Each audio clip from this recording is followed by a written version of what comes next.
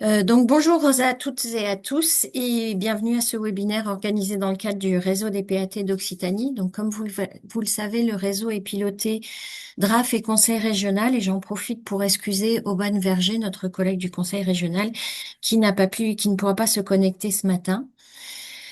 Globalement, il y a des préoccupations grandissantes des citoyens et citoyennes par rapport à la santé et au bien-être en général, sur les aspects environnementaux et éthiques également. Ces préoccupations concernent particulièrement les sujets de l'alimentation. Si j'en viens à la santé humaine, les maladies chroniques liées à l'alimentation sont un enjeu majeur de santé publique. Ce qui va être maladie pour ne citer que les plus importantes, hein, cardiovasculaires, le diabète, le surpoids, l'obésité, ou même par exemple des maladies comme l'ostéoporose pour les femmes. La nutrition, c'est également un marqueur d'inégalité sociale et d'inégalité sociale en santé. Il y a également une augmentation de la précarité alimentaire. Là, j'ai évoqué la santé humaine, mais la santé, c'est également la santé animale, la santé des écosystèmes, avec une approche transversale et systémique de type santé globale, One Health.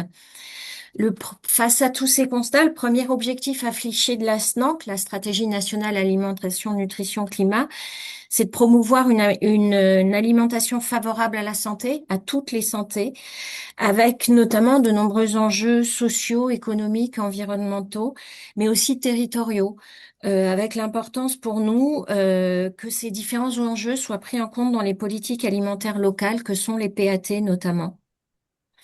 Cela recouvre des dimensions à l'échelle de l'histoire des PAT peut-être plus récentes et avec du coup et qui s'inscrivent dans le temps long, hein, donc avec une montée en compétences, une montée en action attendue des PAT sur toutes ces dimensions-là. Attentes qu'on va retrouver notamment dans les critères de labellisation niveau 2. Et c'est pour appuyer cet investissement progressif sur des dimensions encore plus larges que nous avons souhaité organiser d'une part ce webinaire sur les sujets de santé, mais également c'est une thématique, vous l'aurez vu, qui sera très présente lors de la journée des PAT le 3 décembre prochain. Et c'est aussi une thématique sur laquelle, bien sûr, nous souhaitons donner des suites, un peu à l'image de ce que nous faisons sur Pâté Bio, où il y a eu cette année 2 journées de terrain.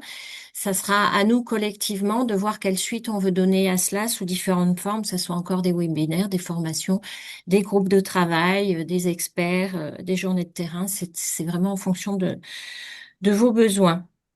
J'en profite pour une petite aparté sur la journée des PAT, hein, donc à Albi le 3 décembre prochain. On avait souhaité vous confier, vous déléguer l'inscription des acteurs, de vos acteurs partenaires dans les territoires, notamment parce que vous les connaissez mieux que nous.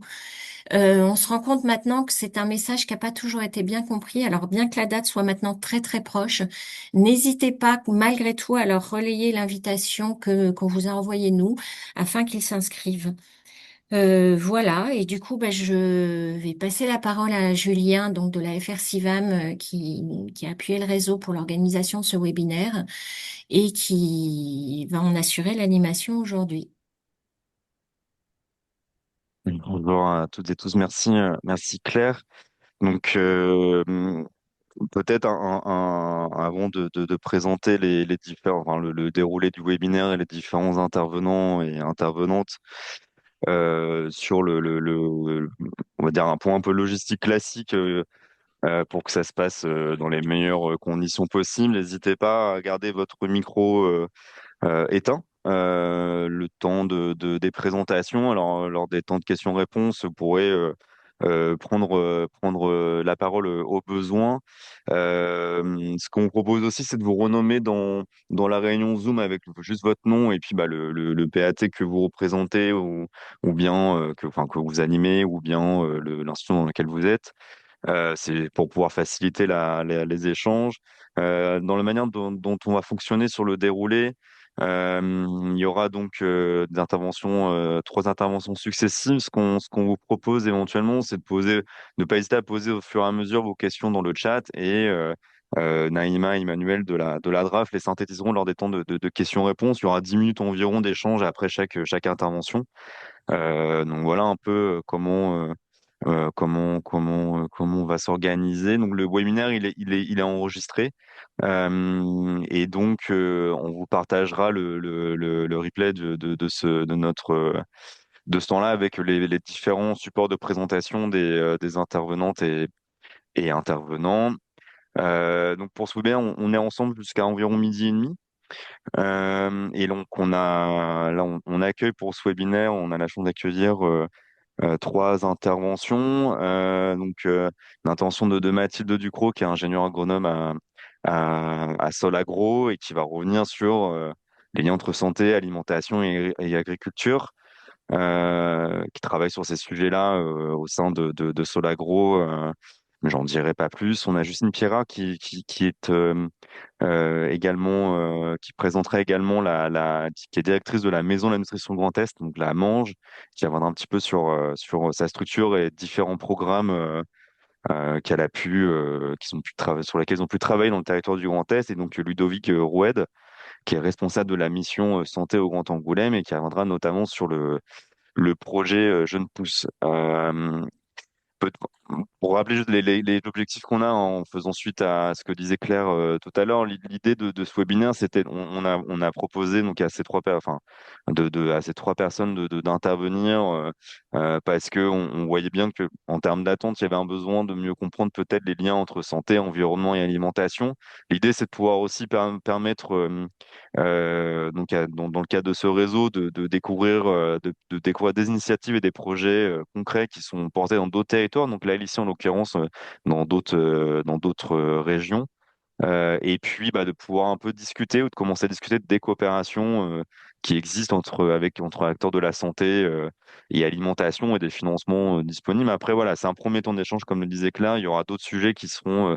Celui-là sera pas mal discuté lors de la journée des PAT. Euh, j'en dis pas beaucoup plus.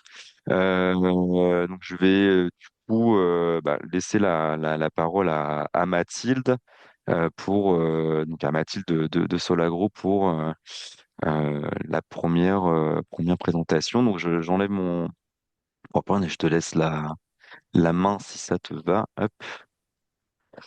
Oui, merci Julien. Est-ce que vous voyez bien en grand écran? Oui, Parfait. moi je vois parfaitement. Oui, merci. Eh bien, bonjour à toutes et à tous. Moi, je suis Mathilde Ducrot, je suis chargée de mission alimentation et santé environnementale à Solagro.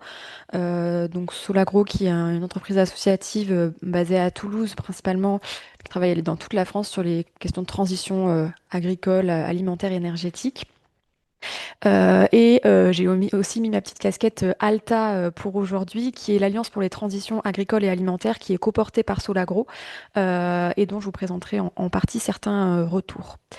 Aujourd'hui, ma petite présentation là, de 20 minutes, elle a pour objectif de dresser un état des lieux, enfin un état des lieux, non, apporter un propos plutôt introductif à ce webinaire, à ces enjeux de santé, à savoir pourquoi aujourd'hui on parle de santé dans les territoires et aussi surtout au sein de cet écosystème plutôt agricole alimentaire, de vous présenter quelques concepts justement de santé globale qui permettent de faire ces liens avec le système agricole alimentaire. Et enfin, c'est là où je vous partagerai des retours des travaux qu'on a pu mener dans le cadre d'ALTA sur les coopérations justement entre acteurs de l'alimentation et de la santé dans les territoires, sur quel sujet on peut aller, quels sont les freins et les pistes à creuser pour justement améliorer, encourager cette coopération. Peut-être juste avant, je précisais que voilà, il y a pas mal de choses sur mes diapos. Il y en a certaines que je vais passer assez vite, mais vous aurez ensuite le support de présentation pour pouvoir creuser certaines notions en plus. Donc, dans un premier temps, déjà, je voulais introduire en fait, déjà, une première question qui est pourquoi on s'intéresse à la santé dans le secteur agricole alimentaire aujourd'hui. Euh, donc, Déjà, tout simplement, c'est parce qu'on fait aujourd'hui le constat, ça a été rappelé avant moi, mais qu'on est face à une épidémie de maladies chroniques qui sont liées à l'alimentation. Alors voilà, le surpoids, obésité, diabète, cancer, maladies cardiovasculaires, qui font qu'aujourd'hui, ça pose un réel enjeu de santé publique qu'on ne peut nier. euh, et donc qui est directement lié à l'alimentation, qui est notre sujet de travail. Euh, une deuxième raison pour laquelle aussi on peut s'attarder davantage aujourd'hui sur la santé, c'est que dans les territoires et comme au niveau national, finalement, on observe que lorsqu'on parle d'alimentation durable, on ne peut passer à côté le facteur réduction, enfin le facteur ouais, inégalité sociale, précarité alimentaire, voilà, qu'on est obligé d'adresser pour atteindre un système alimentaire durable aujourd'hui. Et cet enjeu d'inégalité sociale, c'est aussi quelque chose qui préoccupe énormément et qui est même au cœur des actions de santé, cette réduction des inégalités sociales, puisque qui dit inégalité sociale dit inégalité de santé derrière. Donc finalement, on observe qu'on a avec les acteurs de la santé des objectifs qui sont communs, des publics cibles qui peuvent l'être aussi justement, et que du coup, enfin, il est fortement, enfin, paraît pertinent de s'intéresser à la mutualisation justement des actions et des moyens pour assurer une cohérence déjà des actions dans les territoires, ne pas voilà refaire ce qui a déjà été fait par d'autres et aussi faire force à la fois bah, dans ces actions territoriales, mais aussi au niveau des plaidoyers nationaux. Et donc, tout cela, finalement, ça nous amène à faire le pari que la santé, ça peut être un argument de plus pour la transition écologique. Aujourd'hui, je pense que, voilà, on le remarque. Alors, je suis désolée, j'entends un petit écho ou peut-être un micro ouvert en parallèle. Euh, Mais oui, tout ça pour dire que la santé, finalement, c'est aussi faire le pari d'ajouter un argument, un autre argument, un nouvel argumentaire peut-être plus mobilisateur pour la transition écologique aujourd'hui dans un contexte où on le voit que dans les discours, dans les politiques, dans les budgets aussi, tout ce qui touche à l'environnement fait aujourd'hui face à de nombreuses contraintes et problématiques. Et pourquoi pas parler de santé pour engager davantage d'acteurs, que ce soit des professionnels, des citoyens, des décideurs, dans cette transition écologique. Euh, et donc finalement, cela, ça ne peut pas se faire si on n'a pas une approche systémique, voilà, qui nécessite un décloisonnement des thématiques, mais aussi des institutions, avec un regard ben justement plutôt de santé globale sur le système agricole alimentaire. Donc justement, ces concepts de santé globale, il y en existe plusieurs. Donc là, j'en ai mis cinq, mais qui diffèrent. Chacun a ses petites spécificités, mais globalement, l'idée derrière c'est la même, c'est qu'il y a une interdépendance entre les santé, que ce soit la santé donc humaine, animale, végétale, environnementale, des écosystèmes, etc. C'est ce qui nous permet voilà, de faire le lien aujourd'hui avec le système alimentaire. Peut-être pour se focaliser davantage sur deux concepts dont on entend, j'ai l'impression, plus parler quand même, c'est les concepts de santé environnementale, notamment bah, dans les territoires, notamment dans les contrats locaux de santé, où cette thématique est pas mal reprise, donc qui comprend vraiment le fait que la santé humaine est vraiment déterminée par des facteurs physiques, chimiques, biologiques, sociaux de notre environnement au sens large. Et le concept One Health aussi, donc une seule santé, lui qui va vraiment plutôt faire le focus entre santé humaine, santé animale et santé environnementale, plutôt au sens écosystème là, qui est pas mal repris par les institutions et aussi par le monde vétérinaire notamment. Donc voilà, je vous ai remis, je vais pas y repasser très longtemps, mais c'était pour vous illustrer ce concept One Health. Voilà. Et pour le concept voilà, de santé environnementale, là, l'idée, c'était de voir que ce concept s'applique aussi de manière plus large en dehors du secteur agricole alimentaire, mais vraiment finalement à tout un territoire, par exemple. On peut toucher l'aménagement du territoire, le logement, la mobilité, l'industrie, en prenant en compte un ensemble de facteurs environnementaux qui vont au-delà des régimes alimentaires, hein, du coup, que ce soit le bruit, la pollution de l'air, l'accès à des espaces de nature, etc., et qui peuvent avoir des conséquences sur la santé humaine multiples, à la fois sur la santé physique et sans oublier aussi la santé mentale. Donc voilà, je passe rapidement, mais vous pourrez regarder ça plus précisément à tête reposée. Je voulais plutôt revenir du coup sur les liens directement entre justement ces concepts de santé globale et les systèmes agricoles alimentaires en regardant les 5 modes d'impact. Alors ça a été ce qui a été défini par l'OMS, 5 modes d'impact des systèmes agricoles alimentaires sur la santé humaine, justement du fait de l'interdépendance de ces santé. Ces 5 modes d'impact, en premier, on retrouve les régimes alimentaires, bien sûr, qui nuisent aujourd'hui à la santé humaine avec voilà, des aliments trop, je vous apprends rien, mais trop gras, trop sucrés, trop salés, trop de viande rouge, notamment de viande transformée et de produits ultra transformés, qui vont avoir des conséquences sur notre santé. En deuxième mode d'impact, on retrouve les agents pathogènes d'origine zoonotique et la résistance aux antimicrobiens, donc, qui est voilà, notamment enfin, des facteurs qui sont principalement regardés par l'approche One Health. Euh, donc là, voilà tout ce qui va toucher aux zoonoses et à l'antibiorésistance. Un troisième mode qui concerne plutôt la sécurité sanitaire au sens voilà, des aliments insalubres et frelatés.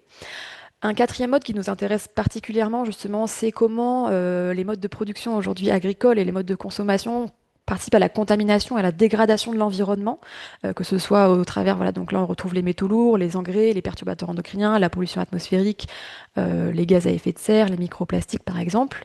Mais tout cela finalement va se répercuter sur notre santé, que ce soit au travers de ce qu'on retrouve dans notre alimentation, mais aussi de notre exposition environnementale euh, à ces différents produits qu'on retrouve bien sûr dans tous les écosystèmes.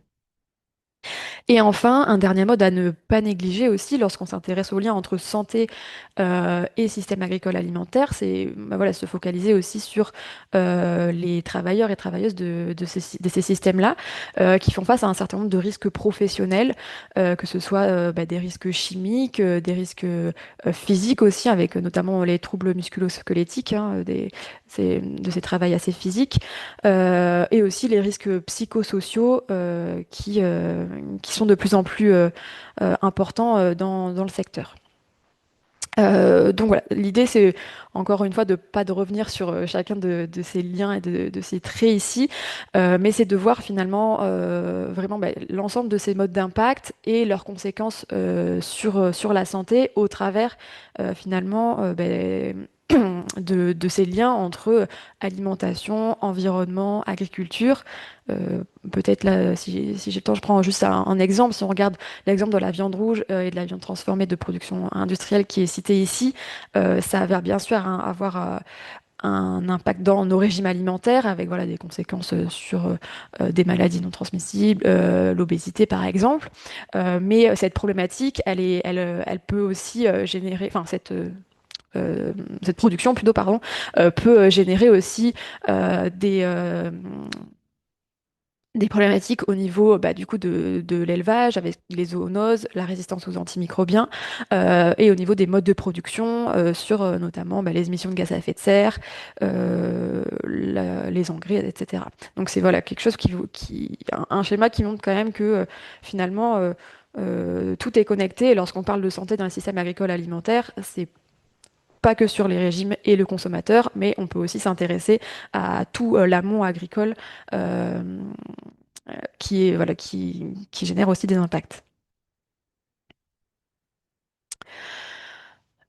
Mais pour revenir tout de même à ces enjeux aussi de nutrition santé, je pense que voilà, il y a pas mal de choses peut-être que vous savez déjà, mais comme je disais en introduction, on fait face à un constat aujourd'hui de l'épidémie de maladies chroniques en lien avec l'alimentation.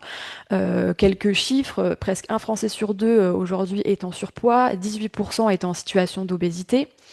Lorsqu'on s'intéresse au cancer aussi, de nombreux cancers sont liés à une alimentation déséquilibrée et on peut aujourd'hui attribuer pour sûr 5%, plus de 5% des cancers attribuables à cette alimentation déséquilibrée. Donc c'est pour se dire que c'est quelque chose sur lesquels on a la main finalement et qu'on pourrait éviter avec des actions mais en faveur d'une alimentation plus saine et plus durable. Je voulais rajouter un petit mot, effectivement, comme ça a été dit en intro, c'est que ce contexte alimentaire aussi, il s'intègre dans aussi des disparités et des inégalités sociales, territoriales, environnementales, qui fait qu'aujourd'hui, ces chiffres voilà, ne sont pas applicables pareil partout en France. Si on regarde l'obésité, par exemple, il y a quand même une assez grande disparité de la prévalence de l'obésité entre des régions comme l'Occitanie et les Hauts-de-France, par exemple.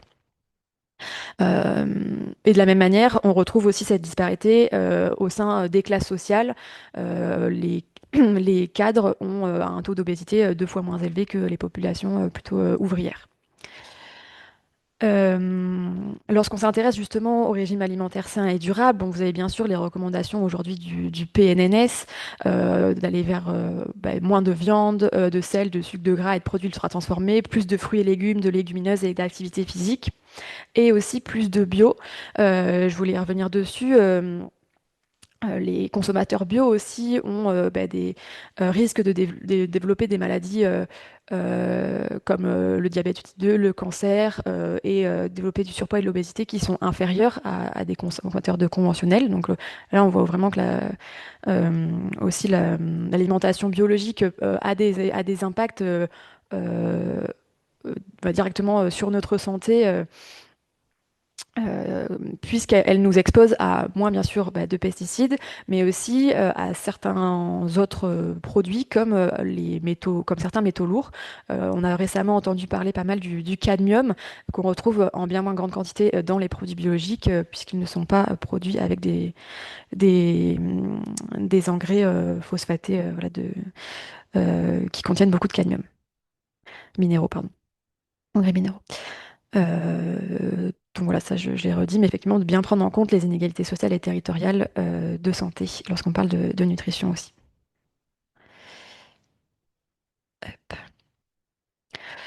Et enfin, donc là on a vu un petit peu les conséquences sur la santé humaine, mais ces impacts, ils ont aussi un coût pour notre société. Euh, L'année dernière, voilà, une étude du Secours catholique est sortie et chiffrait les coûts de santé dans les systèmes agricoles alimentaires qui représentent donc 60%, 65% des dépenses publiques, soit 12 milliards d'euros par an. Donc ça, c'est des dépenses qu'on peut réellement tracer aujourd'hui dans les budgets et donc qui sont principalement liées justement à ces pathologies en lien avec l'alimentation. Voilà, en parallèle, il y avait une autre étude qui était aussi intéressante de la FAO, elle, qui chiffrait à 78% des coûts cachés du système alimentaire, qui sont des coûts sanitaires et en lien avec des mauvais régimes alimentaires. Et donc, à savoir qu'en plus, ces coûts sont relativement minimisés, puisque voilà, c'est aujourd'hui avec l'état de connaissances tels qu'ils sont, mais ils ne prennent pas en compte justement les expositions aux pesticides, aux métaux lourds, que ce soit des consommateurs ou des producteurs.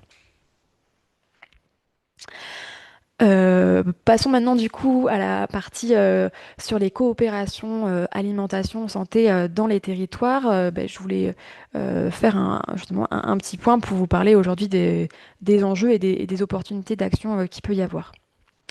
Avant pardon, d'entrer dans les territoires, remettre un petit peu un cadre justement sur cette notion voilà, de santé globale et de santé environnement dans les politiques nationales, puisque du coup il y a pas mal de plans qui peuvent être mis en lien. Déjà, un plan national santé-environnement qui a des déclinaisons régionales, donc le PRSE en Occitanie qui est assez actif, je crois. Bien sûr, le PNNS dont on a parlé du côté de la santé.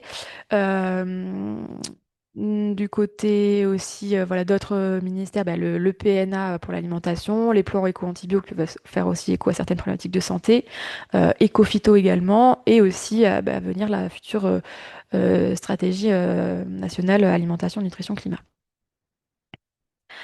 Euh, Avant de parler vraiment dans les territoires, peut-être faire un petit rappel des différents acteurs santé, en fait, quand on parle du secteur de la santé, de qui on parle. Ça peut être différents types d'acteurs, que ce soit les institutions plutôt qui pilotent et coordonnent, mais aussi tout ce qui va être la recherche, hein. Bien sûr, il y a énormément de recherches en santé humaine qui font le lien avec l'alimentation. Les financeurs et accompagnateurs de projets, donc que ce soit au niveau régional ou plus local, les ARS et les contrats locaux de santé. Un acteur aussi régional intéressant qui est Promotion Santé, qui dispose d'énormément de ressources, de formations, de compétences sur la santé pour outiller justement les acteurs des territoires. Des fondations ou des mutuelles aussi qui financent un certain nombre de projets. Bien sûr, aussi ceux qui commanditent et financent les soins, donc l'assurance maladie, que ce soit le régime général ou le régime agricole, les mutuelles et les assurances privées. Euh, Sans oublier bien sûr ceux qui pratiquent les soins et accompagnent les patients, donc les professionnels de santé, les établissements de soins, professionnels de santé qui peuvent être regroupés dans les territoires sous forme de CPTS, donc qui sont les communautés professionnelles territoriales de santé, qui peuvent être aussi des interlocuteurs intéressants. Et enfin, aussi toutes les structures, associations qui vont fédérer et représenter, que ce soit les patients, les consommateurs, les professionnels de santé, et un certain nombre de réseaux aussi qui fédèrent des associations, je sais pas, comme France Asso Santé, Réseau Santé Environnement, ou des collectivités avec le réseau français Ville Santé, ou encore des réseaux acteurs PNNS par exemple. Dans les territoires, plus précisément, du coup, j'ai refait un petit focus pour quelques interlocuteurs qui peuvent être intéressants selon moi en tant que PAT. Donc, bien sûr, ben, les ARS. À savoir que dans les ARS, il y a différentes directions, services qui peuvent être pertinents. Donc, ceux autour de la nutrition, mais aussi ceux autour de la santé environnement, qui sont vraiment dissociés. Comme je le disais, promotion santé, qui sont les anciens IREPS. Euh, les CPAM ou les MSA voilà, locales, les contrats locaux de santé qui voilà, aussi mènent des actions et on pourra, Justine en parlera après de manière plus détaillée, mais voilà, sur lesquelles aussi on peut faire pas mal de parallèles avec les PAT. Donc les professionnels de santé, qui soient libéraux dans des établissements ou regroupés dans des CPTS. Et enfin, voilà, l'ensemble de ces réseaux dont j'ai parlé, sur notamment quelques réseaux. Alors, je crois que peut-être on vous le partagera plus en détail après, mais sur la santé environnement en Occitanie, il y en a un certain nombre, que ce soit le Grain Occitanie, le réseau One Health, qui est porté par l'Agence régionale biodiversité, ou encore le groupe régional santé environnement, justement du plan régional santé environnement. Donc tous ces acteurs finalement, ils sont déjà engagés sur des questions d'alimentation, de santé, euh, de manière aussi un peu différente sur les notions d'alimentation durable. Mais donc voilà, c'est vraiment des acteurs avec qui je pense on peut faire des ponts dans les territoires sur ces enjeux de santé. C'est là que du coup je voulais revenir un peu plus sur un des travaux qu'on a menés au sein d'ALTA, donc l'Alliance pour les transitions agricoles alimentaires, où là cette année en 2025 on a fait un petit travail exploratoire justement pour creuser ces questions de santé, pour les intégrer à nos travaux pour les prochaines années. Et donc voilà, on a mené une douzaine d'entretiens avec des acteurs de la santé et ensuite qu'on a pu repartager et échanger en atelier en ligne avec les alliés de d'Alta et tous ceux qui voulaient aussi échanger sur ce sujet-là. Euh, mais donc pour vous dire qu'on a voilà, cherché à identifier dans un premier temps les portes d'entrée justement santé dans ces enjeux d'alimentation durable que l'on traite nous, et ensuite aussi les freins qui existent aujourd'hui à la coopération avec les acteurs sur ces sujets-là et identifier quelques leviers d'action. Donc c'est ce que je voulais vous présenter ici. Sur justement les portes d'entrée, voilà, santé de l'alimentation durable, on peut faire identifier voilà, plusieurs, en fait, plusieurs entrées qui ne vont pas toutes être prises de la même manière par les différents acteurs. Donc premièrement, bon, je passe rapidement, mais cette notion justement d'équilibre nutritionnel et de régime alimentaire qui est l'approche plutôt historique hein, des acteurs de la santé en lien beaucoup avec l'accessibilité à l'alimentation tout de même et la réduction de la précarité et des inégalités sociales. Euh, voilà. Et ensuite, deux autres approches qui sont plus du coup du côté de la durabilité, qui sont en développement ou voilà, relativement nouvelles, avec une approche plutôt environnementale, donc des impacts, prendre en compte les impacts sur le climat, la biodiversité et l'environnement de nos modes de production et de consommation. Euh, Et une autre approche qui peut aussi être en lien, mais qui va plutôt, elle, se concentrer sur, on va dire, tout ce qui va être contaminant dans l'alimentation, donc là que j'ai renommé alimentation saine au sein de, voilà, de non toxiques, peut-être on pourrait dire, tout ce qui va toucher aux perturbateurs endocriniens, aux pesticides, aux autres polluants qu'on retrouve dans l'alimentation et donc qui peuvent toucher les consommateurs. Donc finalement, c'est un peu quatre portes de rentrée qui sont des fois voilà, prises à plusieurs, des fois plutôt ciblées par certains, mais qui peuvent permettre de parler santé dans les territoires. Et je vous invite tout de même à avoir toujours cette approche systémique et transversale de la santé dans vos projets ou dans vos plans d'action. Bien sûr, bah, une fois qu'on avait identifié voilà, ces sujets, la question c'était de savoir aussi aujourd'hui pourquoi peut-être il n'y a pas assez de liens qui sont faits voilà, pour comprendre avant de trouver des pistes d'action, comprendre aujourd'hui les problématiques auxquelles on peut faire face dans les territoires, notamment pour davantage travailler avec ces acteurs-là qu'on connaît un peu moins. Premièrement, bon, je pense que voilà, c'est quelque chose auquel on fait face toutes et tous, mais c'est des freins, on va dire, logistiques, d'un point de vue de manque de temps et de moyens, que ce soit humains ou financiers, oui, ou financiers. Pour travailler en coopération, ça demande d'aller plus loin que ses propres missions aussi, et donc voilà, qui demande un investissement supplémentaire. Bien sûr, en parallèle, ça demande aussi de décloisonner ces thématiques-là, donc voilà, de monter aussi en compétence sur cette approche transversale, mais aussi de connaître les acteurs référents du côté de la santé sur ces thématiques d'alimentation et connaître aussi la répartition des rôles, puisque finalement, lorsqu'on parle d'alimentation et de santé, chacun de son côté peut un peu toucher au sujet, mais sans savoir où s'arrête son rôle et où commence celui de l'autre, que je pense notamment au PLS, au CLS et au PAT, pardon, ou même au niveau des ARS et des DRAF, voilà, que les acteurs connaissent un peu mieux les rôles de chacun sur ces sujets-là. La nécessité aussi d'avoir un cadre de soutien national pour coopérer, justement avoir une approche aussi cohérente dans tous les territoires pour réduire les inégalités territoriales. Et globalement, un manque de lien et de culture commune entre les acteurs de santé, d'alimentation et d'agriculture. Je sais que, je crois que c'est Justine en parle aussi assez souvent, mais ce manque de culture commune et même de vocabulaire finalement qu'on ne partage pas forcément de la même manière entre voilà, acteurs plutôt du secteur alimentaire ou de la santé. Et enfin, toujours en lien avec cette manque de culture commune, mais finalement cette approche aujourd'hui institutionnelle qui est un petit peu trop curative de la santé, où on va s'intéresser aux pathologies, aux soins, mais la santé, finalement, c'est plus large que ça, et du coup avoir une approche davantage préventive qui est aujourd'hui plébiscitée par un certain nombre d'acteurs. Mathilde?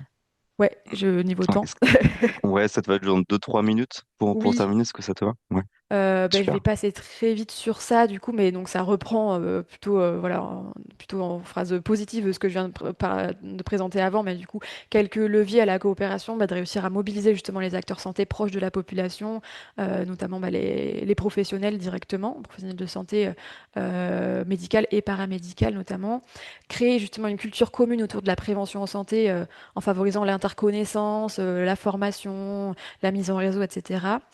Euh, Promouvoir des approches innovantes aussi qui rapprochent de la santé. La santé, ça peut être aussi quelque chose de assez stigmatisant ou qui fait peur aussi, hein. On parle quand même de thématiques assez sérieuses, mais du coup, passer par d'autres approches, c'est déjà fait aussi dans le milieu de l'alimentation, mais du plaisir, du goût, du rapport au territoire, etc. Ou de nouvelles thématiques comme le microbiote euh, pour intéresser davantage. Et enfin, une autre piste qui peut être intéressante aussi dans les PAT, on parle souvent de restauration collective, où on pense aux cantines, etc. Mais on peut aussi faire le lien avec les établissements de santé, qui pourraient être des lieux d'exemple d'alimentation saine, locale et durable, euh, pour promouvoir des bonnes pratiques alimentaires et aussi structurer peut-être des filières. Et donc voilà, je vous ai remis en dernier lieu un petit peu ces exemples vraiment d'actions du coup dans les PAT qui peuvent être intéressantes pour faire le lien avec les acteurs de la santé et intégrer les enjeux de santé dans les PAT. Mais donc voilà, créer du lien avec les contrats locaux de santé et les professionnels de santé par divers moyens. Des travaux qui peuvent être intéressants, ce serait de documenter les coûts sociétaux justement de l'inaction ou les bénéfices sanitaires et environnementaux de la transition, un peu à l'image de ce qui a été fait à l'échelle nationale par l'étude de secours catholique. Un fort enjeu aussi à former les élus et les agents, et pourquoi pas profiter aussi là des prochaines élections municipales pour former les personnes sur les listes électorales aux enjeux de santé environnementale et à cette approche One Health, pour in fine justement mettre en place des politiques publiques qui soient vraiment transversales, qui intègrent la santé voilà, au cœur des préoccupations, sans voilà, déléguer à chaque fois à un plan ou au contrat local de santé les actions à mener, mais réellement faire de l'interconnexion, que ce soit dans les actions, dans la gouvernance des territoires. Et voilà, je conclus juste sur ça, mais voilà, quelques exemples d'initiatives qui seront notamment présentées juste après, donc je, je ne développe pas plus que ça, mais sur différents projets en lien avec ce que je viens de présenter. Et donc voilà, je vous remercie et je prendrai vos questions. Et j'ai rajouté aussi quelques ressources documentaires qui peuvent peut-être vous intéresser si vous voulez continuer à creuser ces questions d'alimentation et santé. Et je vous invite aussi à rejoindre, si vous le voulez, l'Alliance ALTA. Voilà, il n'y a pas d'engagement. Vous pouvez soit juste vous inscrire à la newsletter pour avoir les infos ou signer la charte, même si vous voulez voilà, vraiment faire partie du réseau des territoires alliés, où on va continuer dans les prochains mois, prochaines années à creuser ces questions de santé dans les territoires. Merci beaucoup. Merci beaucoup Mathilde pour ce premier tour, premier état des lieux et ces premiers enseignements et toutes ces ressources. Peut-être avant de laisser le temps d'une petite dizaine de questions-réponses, est-ce que Claire, tu veux présenter pour continuer à évoquer les politiques, tout ce qui est politique régionale de santé, tu veux prendre la parole tout de suite? Oui, je pense que l'idée, c'est juste préciser, mais très rapidement, un petit peu plus rappeler finalement les liens qu'on va pouvoir trouver en Occitanie, avec notamment une collaboration très forte et effective, hein, concrète avec l'ARS, les liens qu'il va y avoir avec le PNNS, le Programme national nutrition santé, avec notamment des PAT qui vont s'investir sur des dispositifs type Ville Active PNNS, les liens aussi avec les CLS, hein, qui peuvent être très fortes sur certains PAT. Rappeler peut-être le dispositif Parcours citoyen, qui est donc un dispositif où on a des binômes CLS, enfin association collectivité autour d'un CLS sur des questions de santé, et donc en Occitanie plusieurs trinômes qui ont choisi de travailler PAT, CLS et donc citoyens sur des questions alimentaires par rapport à la santé justement. Le projet que nous avons avec l'ARS, ça c'est à construire encore, mais peut-être d'organiser une journée dédiée spécifique PAT CLS. Rappelez aussi que, et je crois que c'est le seul, hein, en France, où nous avons directement un PAT financé par l'ARS au niveau départemental, et qui d'ailleurs viendra témoigner de cette expérience et en quoi ça a pu l'appuyer à la journée des PAT. Partenariat qui va être très fort aussi au niveau du PRSS, ou du PRSE, pardon. Donc effectivement, on participe, hein, nous, DRAF, au financement de l'appel à projet du PRSE tous les 2 ans, avec sur la dernière édition 5 lauréats qui vont donc être sur cette approche santé, environnement, alimentation. Appel à projet régional qui devrait être lancé courant 2026, du coup, entre fin du premier semestre et début du second semestre. Et effectivement, comme ça a été rappelé par Mathilde tout à l'heure, un réseau One Health en Occitanie en train de se structurer, notamment avec l'animation de l'ARS. Alors c'est pas encore, voilà, il y a eu plusieurs groupes de travail hein, auxquels on a participé, nous PNA, moi en particulier. Donc c'est en cours de construction avec notamment des interrogations autour du lien avec le PRSE, vu que ce sont énormément les mêmes acteurs impliqués. Et dans toutes ces approches, un intérêt de plus en plus fort aussi, je pense que c'est important de le noter, justement pour cette approche territoriale sur ces thématiques-là. Voilà, c'était juste ça que je voulais rappeler dans les grandes lignes. Je m'excuse, je vais devoir me déconnecter quelques minutes. Moi, c'est pour des raisons budgétaires importantes. Mais je vous rejoins juste après si jamais il y a des questions par rapport à ça. C'est clair. On a une petite dizaine de minutes là d'échange qu'on prévu avant l'intervention de Justine. Donc je sais pas trop s'il y a eu, je sais pas s'il y a beaucoup de questions dans le chat directement. Après, si vous avez, voilà, si vous avez des questions que vous n'avez pas encore posées dans le chat, n'hésitez pas peut-être à lever la main et puis à prendre la parole directement. Alors ça peut être des questions de précision, de compréhension ou plus largement, voilà, il n'y a pas forcément de limitation là-dessus.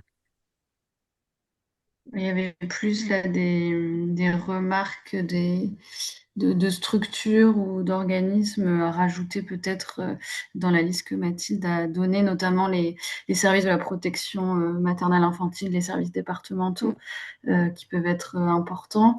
Une association nationale alerte des médecins sur les pesticides aussi qui travaille sur ces questions-là. Et après, bon, Claire l'a évoqué avec le réseau Ville Active du PNNS.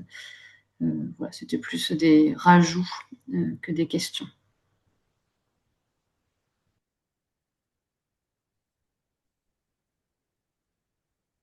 En tout cas, vous aurez du coup les supports et si vous êtes intéressé, enfin si vous avez deux questions ensuite plus tard, n'hésitez pas à me contacter, voilà, que ce soit sur des questions plus ou des remarques ou alors pour aussi participer aux réflexions dans le cadre d'Alta. Ce sera avec plaisir.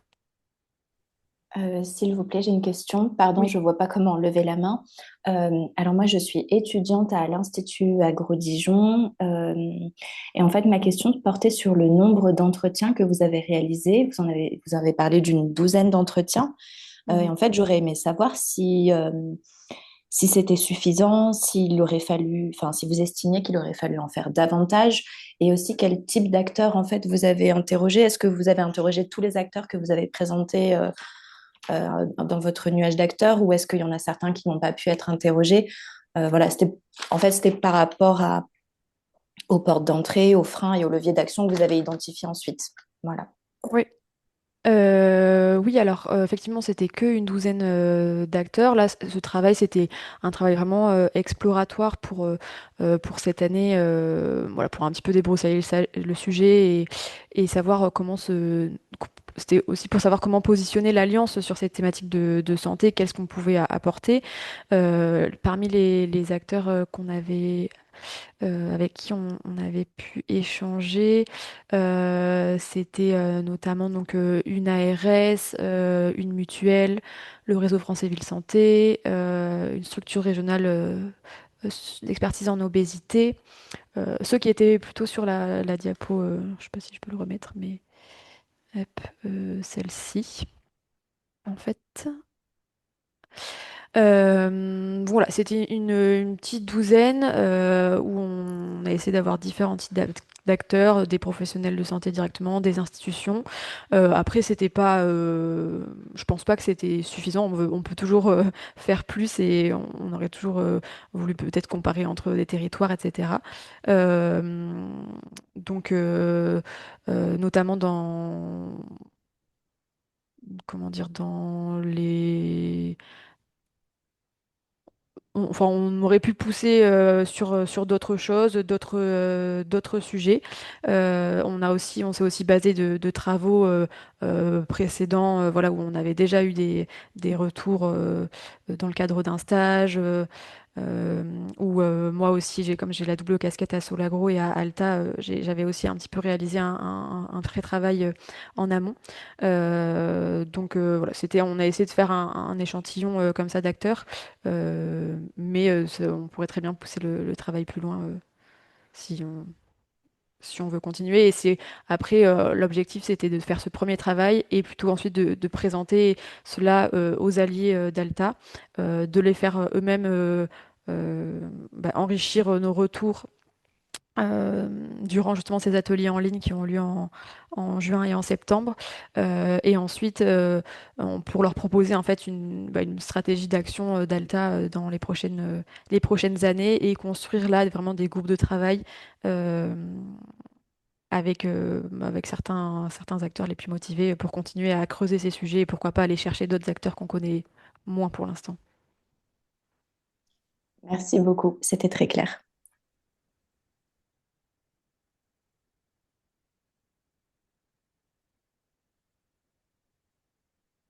Merci pour cette question. Est-ce qu'il y a d'autres personnes qui souhaitent prendre la parole? Bon, après, on aura d'autres temps d'échange après l'intervention de Justine et celle de Ludovic. Donc, si besoin, c'est des choses qui font écho, on pourra en reparler tout à l'heure sans souci. Euh, mais sinon, sauf si cela brûle les lèvres à quelqu'un, on peut passer à la présentation de Justine Pierrard. Et Très dans tous bien. les cas, n'hésitez pas à poser la... Vas-y, pardon, Je je me t'en donne prie. jusque 40. 20 minutes, Ouais, ça très fait bien. 40. Ok, on fait C'est comme ça. parfait. Jusqu'à 40. Hop. Voilà, c'est bon pour vous? Ouais, c'est bon, ouais. Ok. Bonjour à toutes et tous. Vraiment, c'est dans la suite de Mathilde. On devrait toujours intervenir toutes les deux, dis donc. À 100% à fond avec tout ce qu'elle a dit. Et puis moi, par contre, un spectre qui vient de la santé. En tout cas, notre association vient de là. Donc, comment mettre la santé, ces gens, ces acteurs au cœur des pâtes, c'est votre journée. Et c'est pour ça que nous intervenons. Donc, moi, je suis directrice de la Maison de l'alimentation et de la nutrition en Grand Est. Ça fait, enfin, depuis 2006. Et nos statuts, c'est écrit prévention de l'excès de poids. Donc c'est normalement, enfin depuis le départ, c'est écrit comme ça. Cependant, de plus en plus, on se dit que c'est pas possible juste en restant la tête dans le guidon et en restant dans le monde de la santé d'y parvenir. Et nous sommes vraiment militants pour une santé globale. Et il n'y a qu'à ce titre-là qu'on pourra faire évoluer les choses. Euh, et je vais vous expliquer pourquoi, mais donc en 2005, j'ai repris un master pro. Enfin non, en 2005, pardon, moi je viens du monde je suis juriste au départ, ensuite développement des territoires, ça a un sens, hein. Je vais vous dire pourquoi je vous raconte tout ça. Et puis ensuite, je me suis dit, mais ça va toujours pas, en fait, j'ai besoin d'autre chose. Et donc j'ai repris une recherche sur comment travailler vers une coopération des politiques publiques alimentaires, donc vraiment ministère de l'Agriculture et nutritionnel, c'est-à-dire ministère de la Santé. Euh, voilà la Mange. La Mange, on a été créé en 95 et au départ, c'était Maison du diabète. Vous voyez, c'était vraiment très très curatif, même si, enfin, on était en prévention primaire, mais c'était vraiment lié à cette maladie. Et puis, il fallait sortir de l'hôpital et aller faire de l'éducation de masse et de proximité. Et c'est là que je vous disais, au fur et à mesure, on s'est dit non, mais ça va pas du tout. Le diabète, ça fait peur. Et puis, c'est pas ça en fait que nous cherchons à faire. Donc, prenons un peu de hauteur, maison de la nutrition, euh, à savoir que nutrition pour le programme national nutrition santé, c'est vraiment quelque chose de très global, c'est alimentation et activité physique. Et donc, on était content, ça s'appelait maison de la nutrition, ça nous suffisait. Et puis après, lié à mon mémoire, je me suis rendu compte, comme l'a dit Mathilde, qu'il y avait vraiment un problème en termes de jargon que dans le monde comment agricoles, et notamment quand on a interrogé les projets alimentaires territoriaux et qu'on leur disait c'est quoi pour vous la nutrition, les mots qui ressortaient c'est restrictif, régime, des repères, les nutriments, les calories, bref, ça donne vraiment pas envie, mais vraiment pas. Et à savoir qu'en fait alimentation et nutrition sont synonymes. C'est-à-dire, c'est de la fourche à l'assiette. Ça prend le comportement, ça prend les environnements, mais cependant, ça dépend d'où on se place. Si on est si on bosse pour un contrat local de santé ou pour l'agence régionale de santé, on va parler de nutrition. Et si on est dans la DRAF, et les projets alimentaires territoriaux, on va parler d'alimentation. Mais c'est pour ça qu'on a préféré s'appeler la MANGE, Maison de l'alimentation et de la nutrition. Ça paraît être une tautologie, mais je pense que c'est nécessaire si on veut s'adresser à tous. Parce que un frein, par exemple, euh, si vous faites un groupe de travail, ou alors un contrat local de santé va faire un groupe de travail et dedans on va mettre la nutrition, ben vous, en tant que PAT, vous allez dire, ben, ça m'intéresse pas, en fait, on va parler de santé, de prise en charge. Ben non, pas forcément, pas forcément. Et donc c'est pour ça que les mots ont vraiment une importance. La carte, Mathilde vous l'a montré aussi, mais nous, pourquoi on est payé à ça? C'est que vraiment, vous voyez, on n'est pas terrible du tout, hein. On est dans les deux régions les plus pourries de France. Ça vient de quelque part. Là encore, c'est lié à la globalité de, en fait, il y a énormément de choses qui jouent sur notre alimentation et on va y venir. Et donc, on est peut-être un peu plus touché que d'autres sur des facteurs qui sont pas du tout favorables à avoir une alimentation qui nous permet d'être en bonne santé. Ce que nous cherchons à faire, c'est vraiment articuler, comme je vous le disais, ces différentes politiques publiques. Je vous ai parlé de nutrition. Nutrition, ça va être utilisé CLS, ARS, et donc c'est le ministère de la Santé avec son programme national Nutrition Santé, ça fait déjà une politique publique. Alors, on va y venir sur ces différents objectifs. Et puis, ben, ministère de l'Agriculture, là, ça va être le PNA, Programme national de l'alimentation, avec d'autres objectifs.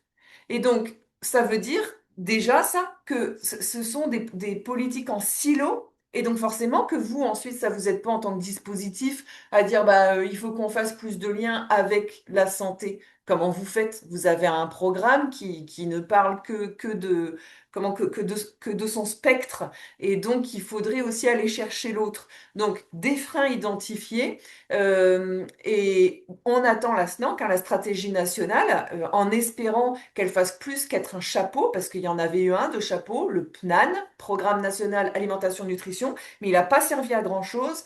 Et donc, nous espérons que la SNANC va nous permettre de travailler beaucoup plus en transversalité. Alors, l'approche de la manche, au départ, c'est bien cette tridimensionnalité des éducations à l'alimentation. Ça veut dire quoi? Déjà, c'est quoi les éducations à l'alimentation? Il y en a plusieurs. Il y a l'éducation nutritionnelle. L'éducation nutritionnelle, c'est vraiment ce qu'on entend depuis le programme national nutrition santé qui date de 2001. L'éducation nutritionnelle, ça va être les repères, les petits messages, les fruits et légumes, de l'activité physique, etc.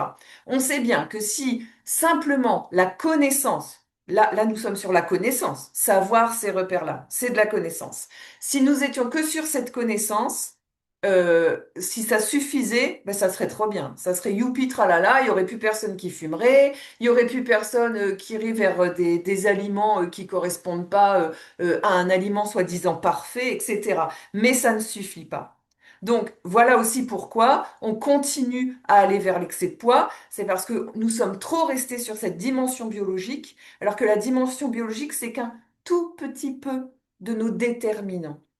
Ce que nous subissons beaucoup plus, c'est la dimension psychosensorielle et comportementale.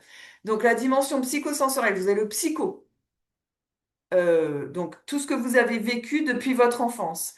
Un aliment n'est pas le même pour vous que pour l'autre. Là, on va pouvoir parler d'éducation alimentaire, par exemple. Selon votre famille, vous n'avez pas eu la même éducation alimentaire. L'éducation alimentaire, c'est vraiment ce qu'on va appeler de la fourche à l'assiette, la saisonnalité, etc. Donc, on peut pas, vous voyez, là encore, être descendant en disant ça, c'est une bonne alimentation et ça, ce n'en est pas une. Non, ce n'est pas possible, ça. Un aliment n'est pas bon en soi et un aliment n'est pas mauvais en soi. Pourquoi nous, quand on ferait un 4 heures avec du pain et du chocolat, le chocolat, genre, même si moi, par exemple, je kiffe le chocolat Côte d'Or en bâtonnet, parce que c'est ce que me donnaient mes grands-parents. Pourquoi, quand c'est moi, Justine, la directrice de la Manche, ça serait un goûter équilibré, et que quand c'est d'autres personnes qui sont, par exemple, en situation de précarité, bah, le chocolat, ça deviendrait un aliment plus bon pour la santé. Enfin, vous voyez, tout dépend où on se place, en fait. De la même façon pour les chips, pour l'apéro, ce que vous voulez. Le sensoriel, c'est vraiment nos cinq sens. C'est ce qu'on subit aussi, puisque peu importe, on a beau ne plus avoir faim. En fin d'un repas, on vous apporte du dessert ou même à l'apéro, comment vous avez envie. En fait, vos cinq sens fonctionnent et c'est pour ça qu'on n'arrive pas à se réguler forcément parce que nos cinq sens nous rattrapent. Et puis le comportemental. Ça, dorénavant, c'est quand même une grosse partie de notre acte alimentaire, c'est la gestion des émotions. Et nous gérons beaucoup nos émotions avec l'alimentation. Donc là, de nouveau, ce n'est pas parce qu'on sait ce qu'il faut faire, ce n'est pas parce qu'on nous dit qu'il faut manger des légumineuses, ce n'est pas parce qu'on nous dit qu'il faut manger équilibré que nous allons réussir à le faire, puisque nous ne prenons pas en compte ces dimensions ou que très rarement. Et puis, la dernière dimension, c'est la socio-environnementale. Donc, c'est notre catégorie socio-professionnelle. S'il fait beau, si on a un jardin, etc. Par exemple, les cantines, la Restauco. La Restauco, si elle est bruyante, si le mobilier n'est pas adapté, etc.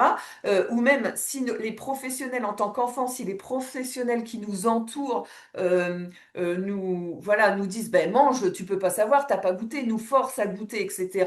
euh, Ce n'est pas favorable à à notre santé. Et donc là, ce schéma est là pour dire surtout, surtout, arrêtons de privilégier qu'une dimension. Si nous privilégions une dimension c'est bien au détriment des autres et nous faisons plus que mal que de bien. Si nous disons à des familles ou à des enfants, c'est ça qu'il faut faire en parlant de la dimension biologique, on fait plus de mal que de bien. Pourquoi? Parce qu'on on coupe la tête et le corps, et parce qu'en fait, on le met en porte-à-faux par rapport à ses valeurs familiales. Chaque aliment donné à un enfant, c'est un acte d'amour. C'est les parents, ils font pas exprès de donner de la merde à leurs enfants. Ils veulent pas se dire, ah oui, tiens, si je donnais de la malbouffe à mon enfant, ça n'existe pas, ça. Et donc leur dire qu'en plus ils font mal, c'est double peine. Non seulement ils n'ont pas toutes les clés pour appliquer une alimentation plus favorable à la santé, durable, etc., mais en plus, nous, en tant que sachants, que professionnels, on va leur expliquer la vie. Non, ça marche pas comme ça. Et là, c'est pour ça que pour l'instant, on n'y arrive pas. Donc là, Mathilde est un peu, et comment, on a un peu parlé, hein.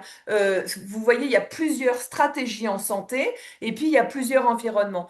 Donc au milieu, là, vous voyez l'individu, c'est arrêtons de ne responsabiliser que l'individu, mais surtout agissons au contraire sur les environnements. En tant que PAT, vous pouvez faire énormément de choses sur le foncier, sur la restoco, sur la formation des professionnels. Des ateliers à destination des individus, ce n'est qu'un tout petit spectre par rapport à tout ce qu'il est possible de faire. Donc là, on en vient sur des exemples. Vous voyez que connaissance, croyance, oui, c'est la mode de vie individuelle, mais agir sur l'offre alimentaire, agir sur les formations, il y a des choses qui sont tout à fait possibles à notre niveau. Bien sûr que ce n'est pas non plus réglementation énorme, ça ben, c'est la future SNANC, et là nous ne pouvons être que plaidoyer pour que ça change, mais nous n'avons pas le pouvoir de le faire. Par contre, savoir à quel niveau on intervient, si c'est au niveau des individus, de sa communauté ou au-delà, ça on peut tout à fait l'intégrer dans ses pratiques. Et donc ce que je vous disais, vous voyez, c'est que pour l'évolution des comportements, le comportement individuel, ça ne représente que 10%. Donc tout ce qu'on fait en termes d'action éducative, dans tous les cas, ça ne jouera que sur 10% du comportement individuel. Tout le reste, en fait, l'individu, il est pieds et mains liés, il n'y est pas pour grand-chose, quoi. Donc si on le responsabilise, vous voyez, c'est ça, on le rend complètement schizophrène. Il sait très bien vers quoi il devrait aller, mais il ne peut pas l'être puisqu'il ne peut agir que sur 10%. Donc, maintenant, nous, par rapport à ça, au fur et à mesure, nous avons intégré des choses. Par exemple, nous privilégions la formation de professionnels. pas forcément des professionnels de santé, de tous ceux qui gravitent autour du public cible. Euh, j'ai envie de dire, ce que nous souhaitons vraiment faire, c'est diminuer les inégalités sociales et territoriales en santé, au même titre que les contrats locaux de santé, hein, c'est vraiment leur objectif prioritaire. Et pour ça, encore une fois, si on agit à destination des individus, pourquoi eux et pas les autres? Et puis surtout, ça coûterait rudement cher. Si on devait passer comment tous les convives, tous les élèves et aller leur faire de l'éducation éducative, c'est absolument pas rentable. Par contre, former des professionnels, oui, parce qu'eux, ils vont rester, ils vont être pérennes et surtout, il y aura une harmonisation des messages et des pratiques. Et ça permet une dynamique territoriale. Alors, le programme NUT, Nutrition et Sensorialité, c'est un des programmes que nous portons. Et l'exemple, c'est former tous les professionnels qui gravitent autour de la petite enfance. Donc, j'y vais. Il y a les écoles, les cantines, les crèches, les relais petite enfance, les centres sociaux, les établissements médico-sociaux. Il y a tout ce monde-là. On rentre dans un contrat local de santé ou un projet alimentaire territorial parce qu'on a besoin sur le territoire de trouver quelqu'un qui coordonne. Et le but, ça va être une grand-messe au départ pour que tout le monde y aille en même temps. L'éducation nationale, les élus, les responsables d'agents, les assos, parce que c'est souvent des assos qui peuvent porter soit des crèches, soit des centres sociaux. Et que tout ce monde-là se dise, OK, ensemble, nous sommes convaincus et nous avons envie d'intégrer un programme. Et donc après, vous voyez, le programme, c'est pas prévenir l'excès de poids, parce que ben, on en ferait quoi de ça? Mais c'est susciter l'envie de goûter. Alors, ce qui est rigolo, c'est que quand vous prenez susciter l'envie de goûter, vous répondez aussi bien aux objectifs du Programme national nutrition santé qu'à l'objectif du Programme national alimentation. Je m'explique. Susciter l'envie de goûter, ça va faire qu'on augmente la curiosité de l'enfant. Du coup, il va avoir une diversité alimentaire plus importante et in fine, et donc là, on rejoint le PNNS, il aura une alimentation plus équilibrée. Mais cependant, ça veut dire quoi aussi? Susciter l'envie de goûter, augmenter sa curiosité, ça veut dire aussi qu'il va prendre le temps de manger, qu'il saura, en tout cas on joue aussi là-dessus, s'il a un petit ou un gros appétit, et donc par exemple, derrière, on peut tout à fait mettre lutter contre le gaspillage alimentaire. On peut dire aussi manger moins carné. On peut dire aussi privilégier comment les légumineuses. Dans tous les cas, ça marche. Alors pourquoi être en silo?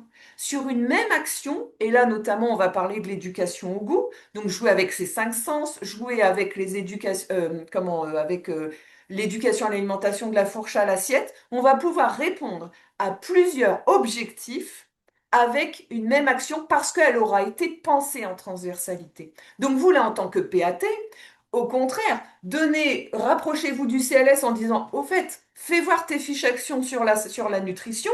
Le CLS, il vous demande la même chose. C'est quoi vos fiches actions sur l'alimentation? Et en fait, vous verrez que sur plusieurs actions, il suffit de ajouter un objectif qui est le vôtre ou qui est le leur. Et parce que on est sur quelque chose de non descendant, de non binaire, il n'y a pas bien, il n'y a pas de mal.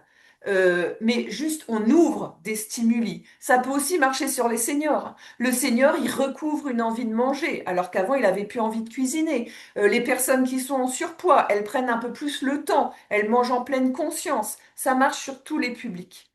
Et on ne responsabilise pas l'individu parce que nous sommes en train de former des professionnels pour que eux, ils intègrent dans leur pratique au quotidien ces différentes éducations à l'alimentation. On peut faire des maths et du français en faisant des éducations à l'alimentation. On peut servir à table en disant, tu n'es pas obligé de goûter, juste je t'en mets un tout petit peu dans l'assiette.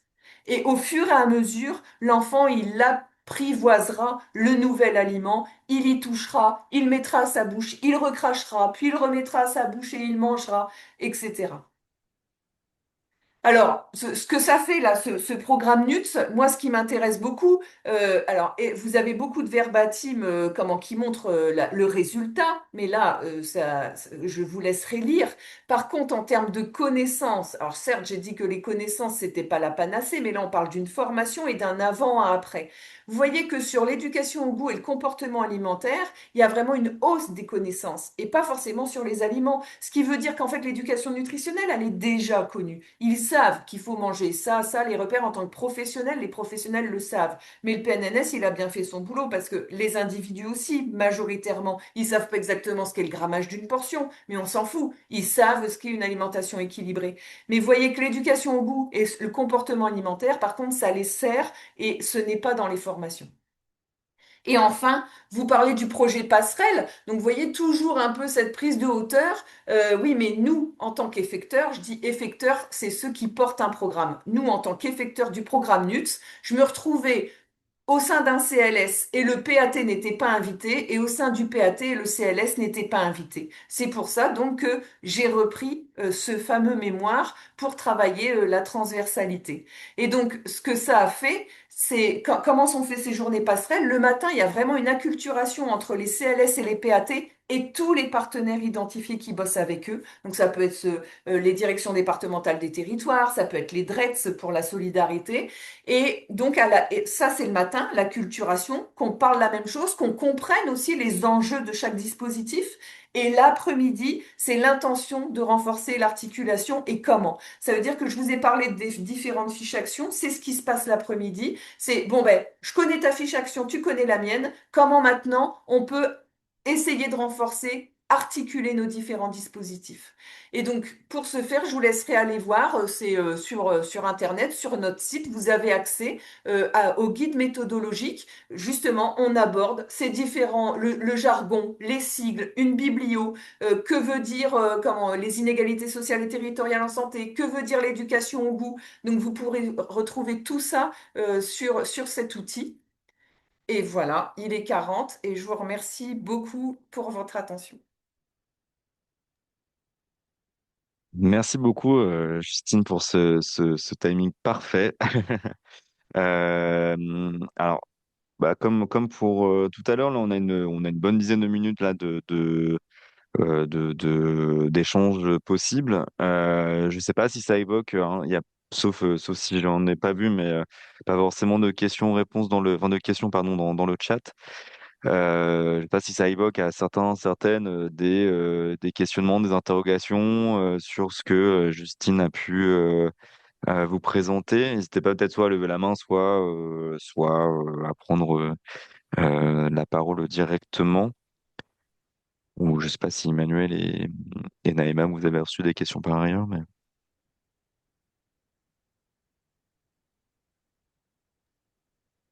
Non, pas de question dans le chat. Et il y a une question, quelqu'un vient de lever la main.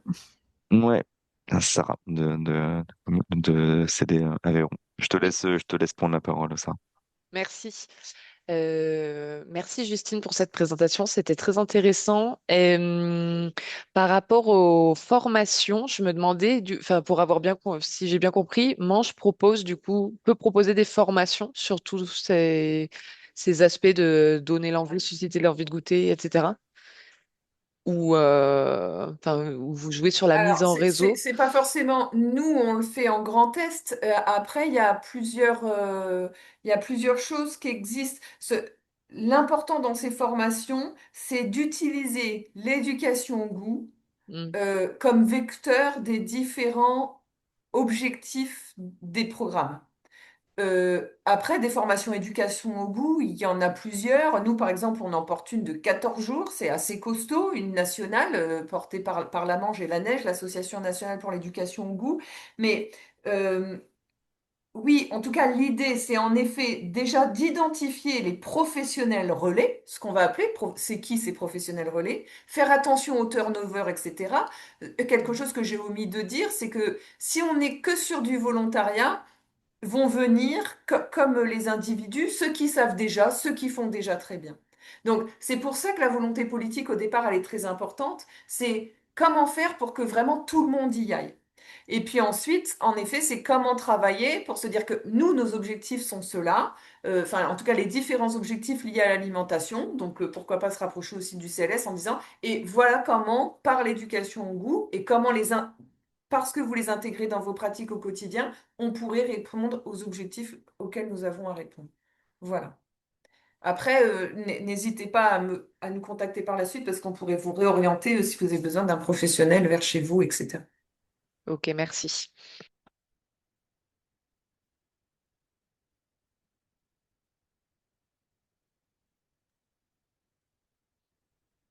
Il y a une Il y a une question. Il y avait une question là. question. Ouais, vas-y. Oui, il y avait une question sur le financement du programme. Comment est-ce qu'il est financé, du coup, le programme? Le programme Nutrition et Sensorialité, il est financé à 95% par l'Agence régionale de santé et l'autre 5%, c'est la DRAF parce qu'on intègre dedans les classes du goût. Et les DRAF, vous savez, ils ont, enfin vous êtes là d'ailleurs, mais vous avez plaisir à la cantine, classe du goût, enfin des choses comme ça qui sont nationales qui peuvent redescendre. Et donc on a fait en sorte que les classes du goût intègrent le programme NUT.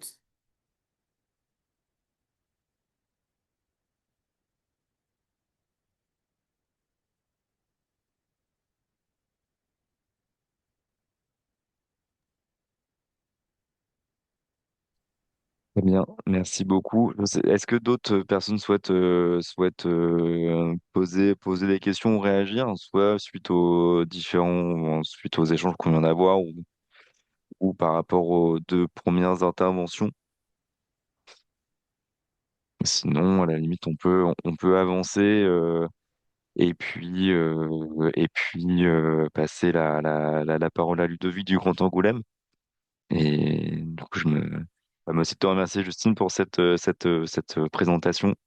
Merci à Et, vous. et voilà. Donc après, toutes les ressources seront en ligne, donc n'hésitez pas, effectivement. Je pourrais mettre éventuellement aussi votre adresse mail à tous les trois, si ça vous va. Justine, Mathilde et puis Ludovic. Comme ça, si vous le souhaitez, vous pouvez directement les contacter également. Ok, bon, Ludovic, je te laisse la main, du coup. Très bien, merci. Alors, je vais partager mon écran qui est pas au début. Hop, voilà. Vous voyez bien l'écran? Très bien. Donc, bonjour à tous, je m'appelle Ludovic Roued, je suis responsable de la mission santé de Grand Angoulême. Tout d'abord, j'excuse ma collègue Flora Carentin, donc qui est animatrice du PAT, et on devait faire peut-être la présentation à deux voix, et finalement, il y a un événement en lien avec l'alimentation qui se déroule cette semaine sur l'agglomération, donc elle est absente. Donc voilà, on voulait vous présenter le dispositif Panier Jeune Pousse qui a été mis en place sur Grand Angoulême, qui, à mon sens, fait un lien évident entre santé et alimentation. Alors, vous parlez un peu de la genèse du projet. Tout a commencé à l'été 2023 avec une rencontre des collègues de la ville de Strasbourg. On a un point commun avec Strasbourg, c'est qu'on fait partie du réseau des vies santé de l'OMS. Et donc, c'est dans le cadre d'une rencontre qu'on a eu connaissance de ce projet avec l'élu à la santé, Michel Buisson. On a été vraiment séduits par le projet Ordonnance verte de Strasbourg. Et on est revenu avec ce projet dans nos valises. Et on a contacté d'abord le service agriculture alimentation, bien sûr, avec Flora, puis les élus et tous nos collègues qui pouvaient être impliqués dans le projet. Et on a mis un an, quasiment jour pour jour, entre la connaissance de ce projet et la duplication sur notre territoire, ce qui est relativement court à l'échelle du temps des collectivités. Donc sur l'année 2024, comme on a commencé en juin, c'est ce qu'on disait une expérimentation pour 6-7 mois. On avait une cible, on a atteint 130 femmes enceintes qui sont entrées dans le dispositif. Donc avec un budget de 63 000 euros qui a été partagé, un tiers, deux tiers.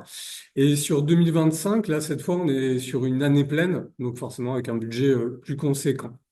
Donc, pour vous faire un petit point sur les budgets, c'est vrai qu'on n'a pas eu de cofinancement sur l'expérimentation 2024. C'est assez difficile, on pourra y revenir. Aujourd'hui, on a quelque chose qui est acquis, c'est une aide de la CPM dans le cadre du FNPEIS. Donc, 7 500 euros, mais pour un programme bien spécifique, public précaire, pour les ateliers cuisine uniquement. Et alors, c'est très récent, ça date du mois dernier, mais on a été sélectionné pour avoir une aide leader, donc des fonds européens. Donc aujourd'hui, je peux pas vous dire avec précision l'enveloppe, et on sait bien que les fonds européens, ça va mettre quelques années à être débloqués, mais c'est quand même une très bonne nouvelle pour nous. Pour resituer un petit peu le contexte, Grand Angoulême, c'est 38 communes et 142 000 habitants. Et donc, on a 1266 naissances annuelles domiciliées. Donc, vraiment des parents qui habitent sur les 38 communes. On a deux maternités, une hôpital, une clinique. Donc, pour vous faire un petit bilan sur le dispositif, puisque aujourd'hui, ça fait presque un an et demi, le temps file, de juin à juin, juin 2024 de juin 2025, on a eu 250 familles bénéficiaires. Donc, on est sur 20% des femmes enceintes du territoire qui ont participé à ce dispositif. On pourra en discuter aussi. À mon sens, il y a un plafond de verre sur le nombre de cibles qu'on peut atteindre. Bien sûr, c'est un projet qu'on a largement travaillé avec les élus et tout le circuit de validation interne aux collectivités que vous connaissez, et un projet éminemment transversal, en premier lieu avec l'agriculture alimentation, mais également politique de la ville et enfance-jeunesse. On pourra y revenir. Hop. Donc là, vous avez le principe qui est relativement simple. Tout part de la porte d'entrée professionnelle de santé qui va rédiger une ordonnance qui atteste tout simplement que la personne est enceinte. C'est une ordonnance qui n'a aucune valeur juridique, on est bien d'accord. La femme enceinte nous transmet cette ordonnance sur notre boîte mail qui vaut inscription. Inscription, mais pas tout de suite panier. C'est-à-dire que la première étape avant toute chose, c'est de suivre un atelier. Et donc un atelier au choix, soit l'atelier santé, soit l'atelier cuisine. Une fois que la personne a suivi son atelier, donc nous, on a eu le retour de nos prestataires avec une feuille d'émargement, là, on peut déclencher la livraison des paniers. Donc des paniers chaque semaine. Et donc, juste pour finir le dispositif, il faudra, dans un délai de 2 mois, on va dire, après le premier panier, que la personne suive le deuxième atelier complémentaire, celui qu'elle n'a pas suivi la première fois. Donc, on pourra y revenir également, mais on est déjà dans la troisième phase du dispositif au niveau des modalités d'inscription. C'est un projet qui a beaucoup évolué, qui s'est adapté. Donc, depuis octobre, on est sur une nouvelle mouture où on propose déjà, le dispositif est devenu entièrement gratuit. Et on propose un socle commun de 12 paniers pour toutes les femmes enceintes. Et si les personnes souhaitent nous présenter une attestation de quotient familial, et en fonction des ressources, ce nombre, il peut monter jusqu'à 20, voire 28 paniers. Donc 28 paniers, par exemple, on estime que c'est environ 7 mois de paniers. Et un élément non négligeable, c'est que ces paniers, la livraison ne va pas s'arrêter à la naissance de l'enfant. C'est-à-dire qu'une femme enceinte qui rentre dans le dispositif à 8 mois de grossesse, elle aura quand même ces 7 mois de panier. Donc ça, on l'a réfléchi aussi avec la logique de l'allaitement, puisque là, on est vraiment sur une porte d'entrée perturbateur endocrinien au cours de la grossesse, mais par l'allaitement, ça va aussi impacter fortement le bébé. Donc les ateliers, donc je vous ai dit, il y a 2 types d'ateliers. Un premier atelier, sensibilisation à la santé environnementale. Donc pour nous, enfin pour moi, je dirais, c'est vraiment l'essentiel du projet à mon sens, d'expliquer aux femmes enceintes les dangers apportés par les perturbateurs endocriniens.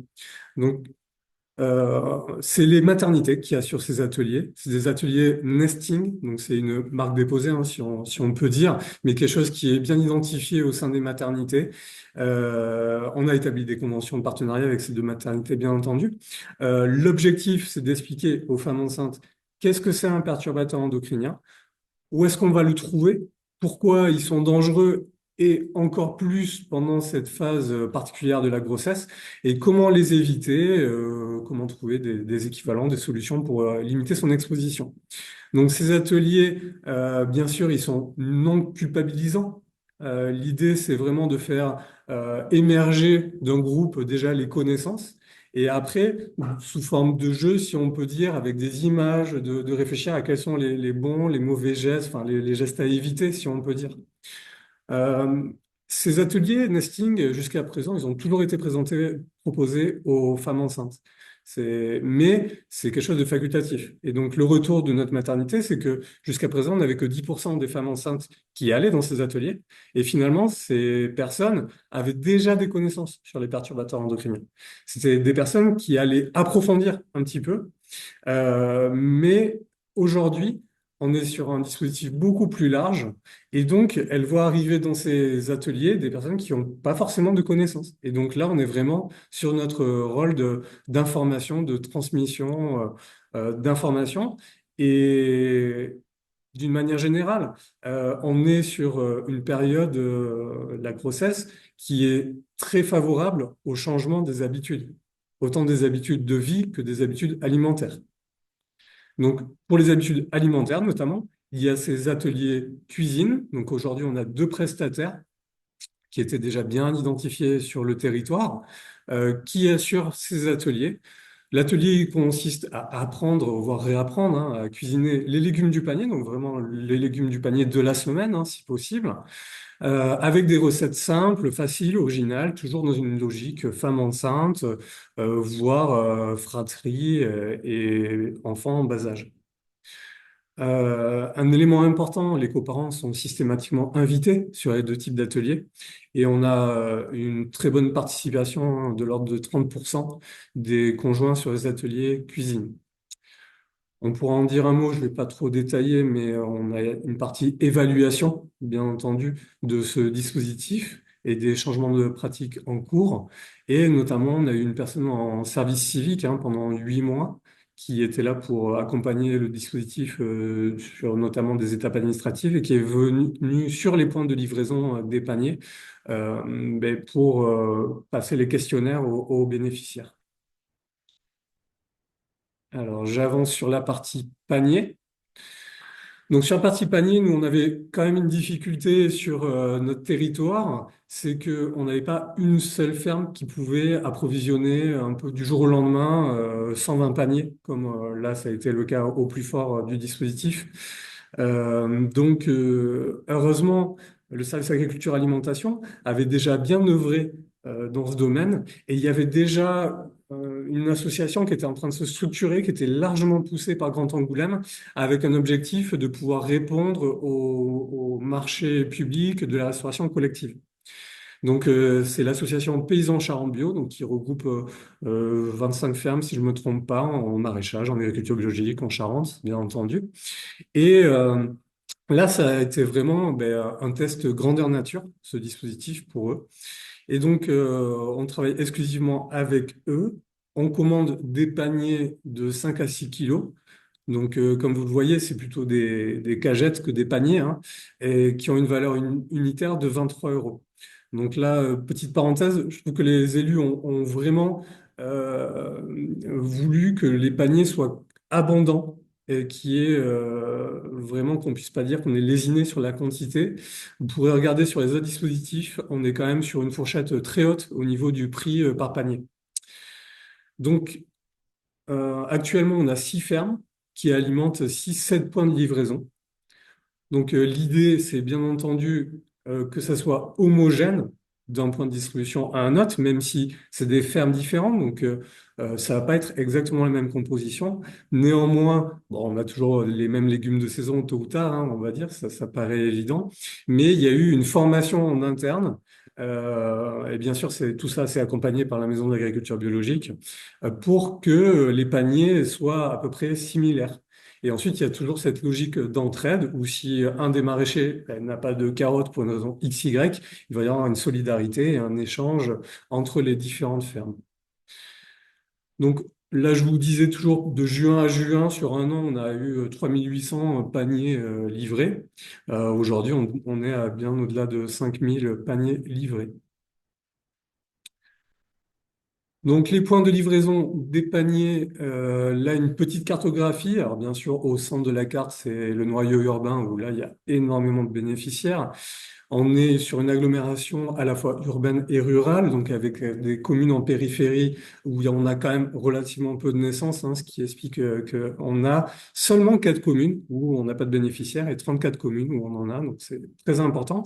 Et c'est une difficulté logistique aussi, donc Strasbourg avait ouvert la voie, mais on a été la première agglomération de France à porter un dispositif sur une échelle pluricommunale, avec toutes les difficultés que ça implique, c'est-à-dire d'avoir un maillage de points de distribution. Donc ça, on l'a vraiment réfléchi, co-construit avec les maraîchers. Tout simplement pour être très efficace, très opérationnel dès le début, on est parti sur quelques points où il y avait déjà des AMAP. Et ensuite, petit à petit, on a étoffé avec un stade d'athlétisme qui appartient à l'agglomération, donc c'était très facilitant. Une mairie qui s'est portée volontaire, un marché, ça c'est très facilitant puisque c'est le samedi matin sur des horaires relativement étendus. Donc ça nous permet tout ça d'avoir vraiment des dates proposées diverses et variées et sur des horaires, alors c'est toujours fin de journée sauf le samedi matin, bien entendu. Toujours avec une volonté qu'il y ait une remise en main propre du panier par les maraîchers. Ça, c'est vraiment déjà le contact humain, et surtout l'ambition que quelque part les bénéficiaires pardon, poursuivent dans le dispositif AMAP à la suite du dispositif Panier Jeune Pousse. Voilà, donc je vais avancer. Hop. Et vous parlez donc des freins et leviers qu'on a identifiés. Donc, je voulais un peu dire, Service Agriculture Alimentation qui avait fait déjà un gros travail sur le territoire, qui connaissait les acteurs, les maraîchers. Donc, ça a permis d'enclencher très très rapidement, d'avoir les bons interlocuteurs tout de suite autour de la table. Une maternité, notamment du centre hospitalier, qui est à la pointe de la santé environnementale depuis de nombreuses années, et donc qui, tout de suite, quand on a parlé du projet, ils sont portés volontaires pour nous accompagner sur la partie atelier santé. Donc un travail mené en transversalité au sein de Grand Angoulême. Donc je vous l'ai dit, plusieurs services. Alors, je ne l'avais pas détaillé là, mais par exemple, il y a aussi un gros travail qui est fait au niveau des quartiers prioritaires de la ville, donc avec notre service politique de la ville, où on a établi des conventions de partenariat avec 5 structures, donc épicerie sociale, centres sociaux, associations de médiation sociale, et avec un abondement financier non négligeable, et dont la mission maintenant est d'aller identifier ces publics qui sont, comme très souvent, éloignés des politiques publiques, et de les informer du dispositif, voire de les accompagner étape par étape dans ce dispositif. Et donc, une force également, une co-construction du projet, donc au démarrage, bien entendu, mais vraiment au long cours. C'est-à-dire qu'on a un comité de suivi, donc comité de pilotage, puisqu'il y a des élus, mais qui rassemble également l'ensemble des partenaires et des prestataires. Et donc ça nous permet vraiment que tout le monde ait voix au chapitre et de faire évoluer notre projet avec souplesse, on va dire. Un dernier point que j'avais pas noté aussi, mais je vous en ai parlé en introduction, c'est le réseau des villes santé de l'OMS, puisque il y a une attention forte pour ce type de projet.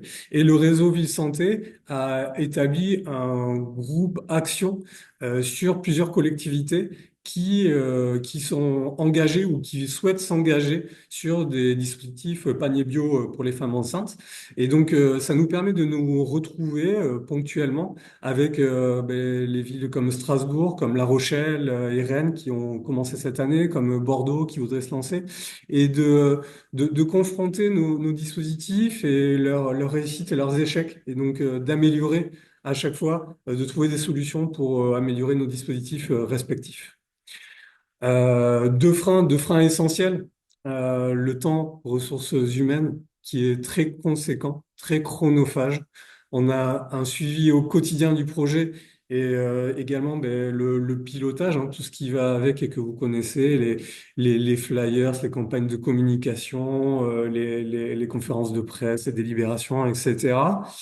Euh, un point positif quand même, c'est que euh, sur le marché avec les maraîchers pour l'approvisionnement en panier, puisque depuis cette année, on dépassait les 100 000 euros de budget panier, si on peut dire. Donc, on était sur un marché à procédure adaptée et on a introduit dans ce marché le suivi logistique de la livraison des paniers.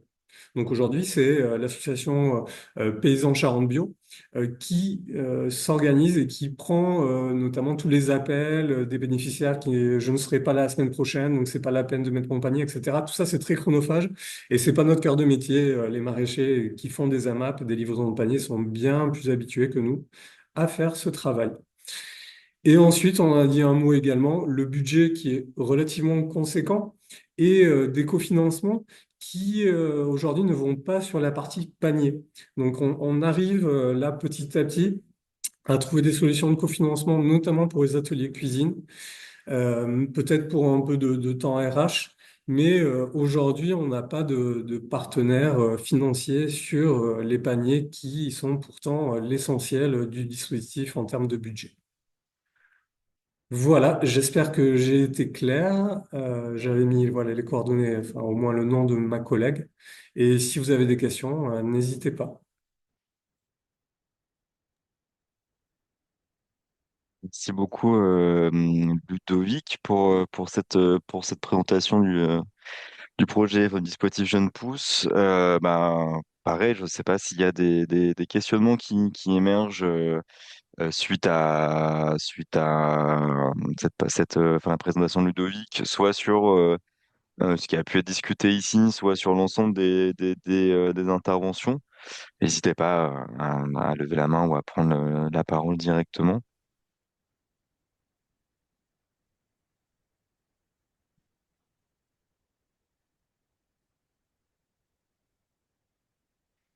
Il y a l'ENA donc de Mangeron Local 66, donc des Pyrénées-Orientales, du PAT des Pyrénées-Orientales, qui se demandait comment est-ce que vous portez à connaissance votre projet aux potentiels bénéficiaires.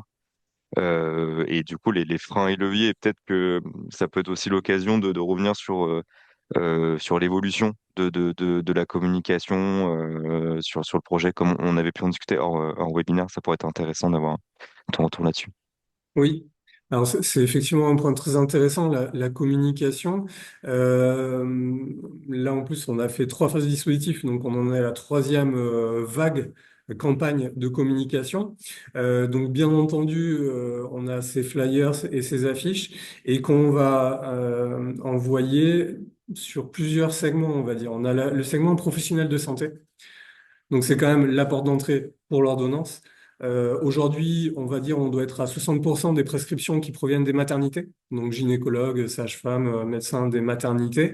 On doit être à 30% sur les sages-femmes libéraux en ville et 10% sur les médecins généralistes. Donc forcément, on envoie largement aux maisons de santé, centres de santé, CPTS, etc. Tous les professionnels de santé. Et moi, je suis responsable de la mission santé, donc c'est des gens avec qui je travaille assez régulièrement. Ensuite, on a plusieurs volets comme tout ce qui est action sociale. On a aussi tout ce qui est enfance-jeunesse avec les crèches, les accueils de loisirs, parce que quand il peut y avoir le petit frère, la petite sœur qui va arriver.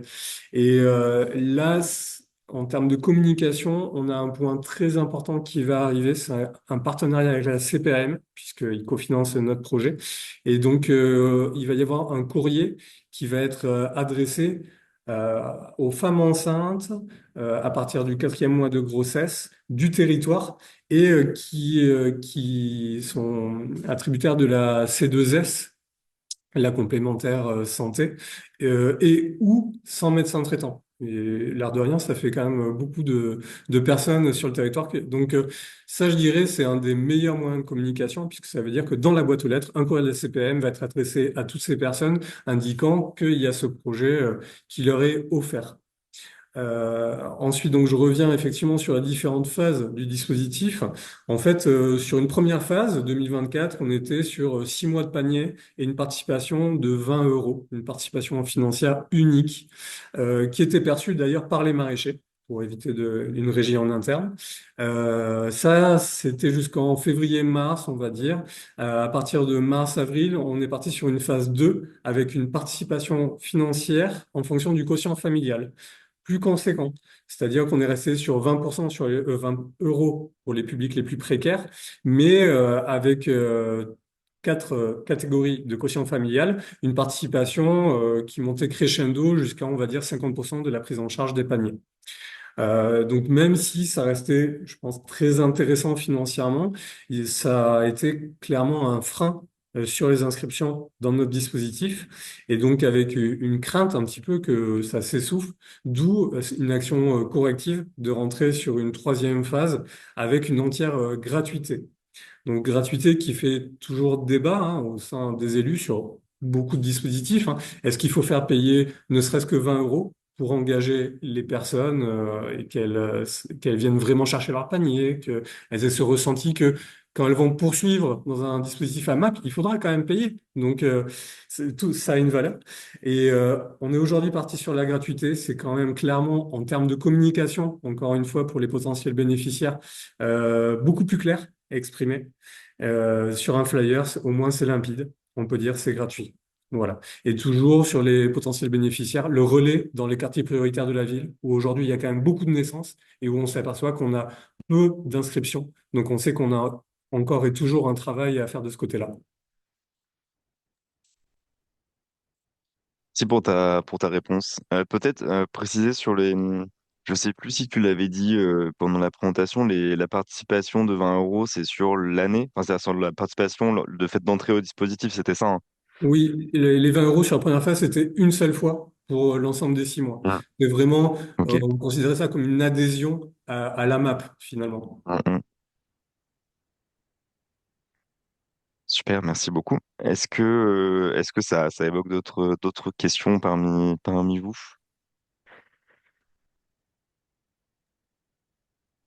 Oui, bonjour, pardon. Ouais, vas-y, Magali. Il y avait Audrey et puis Magali peut-être. Oui, oui, allez-y, allez-y, je prendrai la parole après. Ok, bonjour. Bonjour à Audrey Pech-Brossou, du PAT, du PNR des Grands Causes dans le sud Aveyron. Et nous aussi, on va se lancer dans l'aventure des paniers bio pour les femmes enceintes. Tout à l'heure, vous avez évoqué l'histoire du plafond de verre, hein. Parce que moi, ce qui m'inquiète un peu, c'est comment vous gérez les budgets avec 1266 naissances et seulement 250 bénéficiaires. Enfin, voilà. Tout à fait. Alors, moi, j'estime qu'il y a un plafond de verre à 30% des femmes enceintes. Ça, c'est un peu le retour aussi de Strasbourg. Strasbourg a quand même une communication très très développée, je pense, sur son territoire. Je l'ai pas dit d'ailleurs, mais on fait aussi de l'affichage public hein, sur les arrêts de bus, les choses comme ça, pour vraiment que ce petit bébé soit bien identifié partout. Et donc Strasbourg, qui a commencé en 2022-2023, aujourd'hui ils sont un peu sur cet ordre-là aussi de 30%. Si vous voulez, je pense que il y a des gens qui auront jamais l'information. Et il y a des gens que ça n'intéresse pas, il y a des gens qui n'aiment peut-être pas cuisiner, il y a des gens qui se disent qu'ils auront la contrainte d'aller chercher un panier toutes les semaines, c'est pas dans les habitudes. Et donc, moi, j'estime ce plafond de verre à 30%. Et après, nos budgets, ils sont fixés à peu près sur cet objectif. Et je veux dire, même si on était bloqué, soit on pourrait faire une décision modificative en espérant avoir des budgets financiers supplémentaires, ce qui est peut-être pas dans l'air du temps actuellement. Et si on est bloqué, eh bien, on ferait, comme on l'a fait en 2024, une petite liste d'attente pour reporter sur l'année suivante. C'est ce qu'on avait fait, étant donné que voilà, il y a ce temps de grossesse quand même qui est assez conséquent, on peut reporter de quelques mois facilement. Voilà, j'espère que j'ai répondu à la question. Oui, merci. Je suis vraiment surprise en fait que, comme c'est un dispositif gratuit, ça intéresse pas plus de monde, voilà. Donc, ok. Malgré la communication, etc., malgré les relais des professionnels. Ok, merci beaucoup.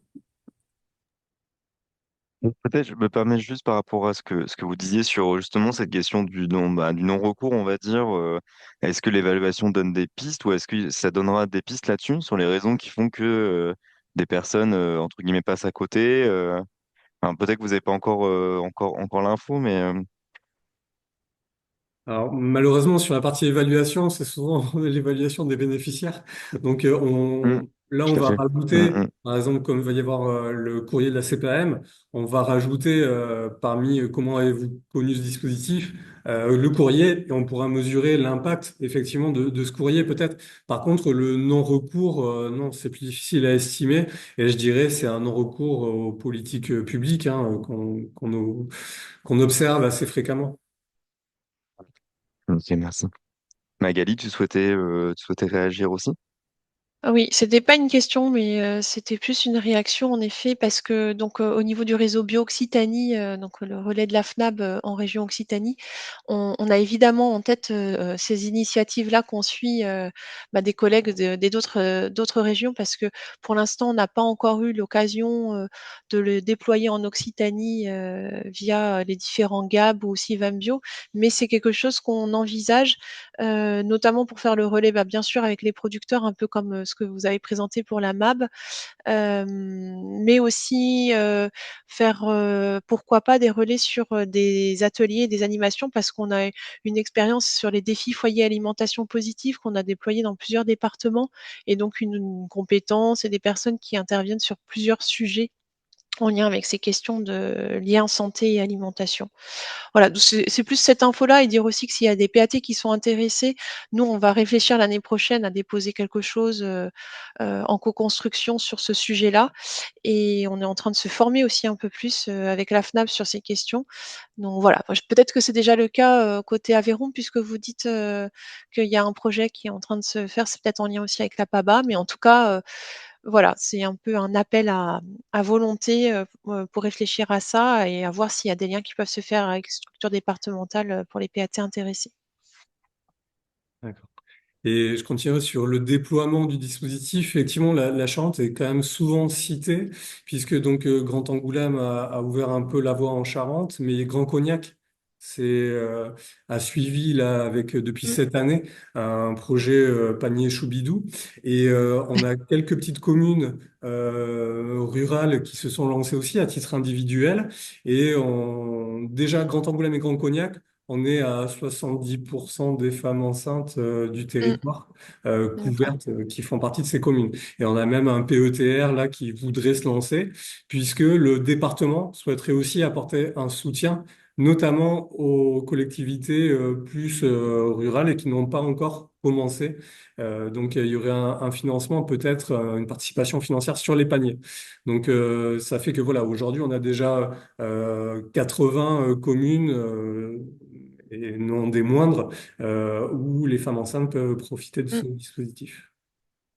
Ouais et il me semble aussi qu'il y a les Pays de la Loire, qui sont pas mal actifs sur le sujet si je enfin de ce que j'en ai vu, au niveau de la FNAB et juste me permet de rebondir sur ce que vous dites. Moi, ça m'intéresse pas mal sur les questions de ruralité parce que c'est vrai qu'il y a beaucoup de grandes villes qui mettent en place ou des comités d'agglo et c'est vrai que la dimension mobilisation, avec des relais peut-être de structures qui sont moins nombreuses sur des zones, moins densément peuplées, enfin voilà, il y a sans doute des questions, vraiment inhérentes, à ça qui vont se poser, quoi. Ouais, c'est toute la difficulté après de la mobilisation en fonction du nombre de femmes enceintes, bien entendu, et Mmh, ensuite des points de livraison sur un c'est maillage ça. très rural. C'est compliqué de dire à une femme enceinte, mais il faut faire 15 kilomètres pour la récupérer votre panier. Donc Mmh, il y a cette difficulté, effectivement. mmh. Je me permets, Audrey, tu allais répondre à Magali, je crois, tout à l'heure. Oui, pardon. Donc oui, c'est une expérience qu'on veut porter sur l'Aveyron, sur le sud d'Aveyron en 2026 grâce à un financement DRAF et en espérant en appeler un autre parce que enfin, moi j'ai l'avantage de travailler avec ma collègue Lucie du contrat local de santé. On le porte sur le même territoire et on fonctionne très bien ensemble. Donc pour l'instant on n'a pas associé la PABA, mais effectivement c'est envisagé. Et puis nous on a aussi l'avantage d'avoir un jardin de cocagne qui fait déjà des paniers et qui fait déjà de la logistique de livraison sur lequel on pourrait s'appuyer, quoi. Je pense on a pas mal de d'atouts réunis. Maintenant, il faut voir comment on mobilise les professionnels. Voilà.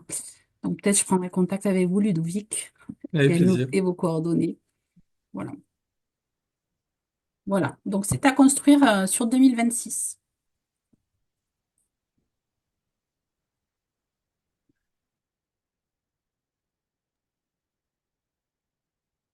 Si pour ces échanges, pardon. Est-ce qu'il y a d'autres questionnements qui viennent peut-être sur la présentation de Ludovic ou même sur sur celle de Mathilde tout à l'heure?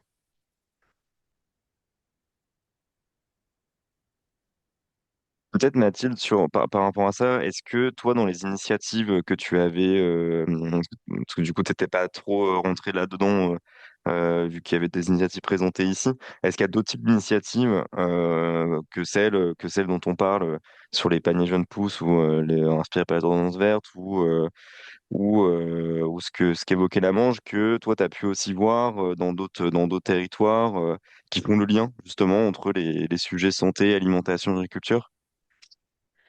Oui, oui. Alors, il y avait. Alors, je ne sais pas si un représentant ou une représentante est ici aujourd'hui, mais Cocagne Alimentaire aussi à Toulouse qui mène un projet, justement, je crois qu'il est lauréat du PRSE, projet Sherpa, il me semble, sur justement les thématiques d'alimentation santé. Donc, notamment, je crois que c'est des formations de professionnels de santé aux enjeux d'alimentation durable. Et ensuite aussi bah, euh, de lien avec les publics cibles. Euh, voilà au quoi je pense. Euh, et ensuite, bon, peut-être pour, pour prêcher pour ma paroisse, mais un projet que l'on mène à Solagro avec une collectivité dans les Hauts-de-France, Douaisis Agglo, qui est donc là pas sur la partie alimentation, mais plutôt sur la partie agriculture, de chercher comment créer justement des conditions pour encourager des pratiques agricoles plus vertueuses. Et donc là, on s'inspire du système de PSE, donc les paiements pour services environnementaux. Et l'idée, c'est d'essayer de construire un dispositif qui s'en inspire, un cahier des charges, mais qui intègre davantage ou qui prend davantage l'angle santé humaine. Donc on va appeler ça un PSE santé publique. Mais donc voilà, l'idée, ça a été de co-construire un cahier des charges de pratiques agricoles qui soit plus vertueuse d'un point de vue de qualité de l'eau, mais aussi qualité de l'air, promouvoir la diversification aussi de l'alimentation dans les territoires et un gros enjeu aussi là-bas qui est la réduction de l'exposition aux pesticides. Donc voilà, et ce qui a pu être intéressant aussi, c'était de faire dialoguer vraiment des groupes de travail d'agriculteurs avec des médecins euh, pour les sensibiliser justement à ces différents enjeux. Donc voilà, c'est un projet qui est toujours en cours actuellement. Euh, voilà un petit peu. Et sinon, je vois dans le chat aussi une remarque sur les liens avec la sécurité sociale de l'alimentation. C'est sûr que je pense qu'on est en plein dedans et que ces projets, ces dispositifs euh, voilà, enfin, sont aussi dans des objectifs des réductions des inégalités sociales et donc des inégalités de santé et peut-être gagneraient à intégrer aussi des acteurs santé dans les réflexions. Mais j'ai pas forcément connaissance d'initiatives où il y a vraiment ce lien fait pour l'instant. Après, voilà, peut-être que c'est le cas.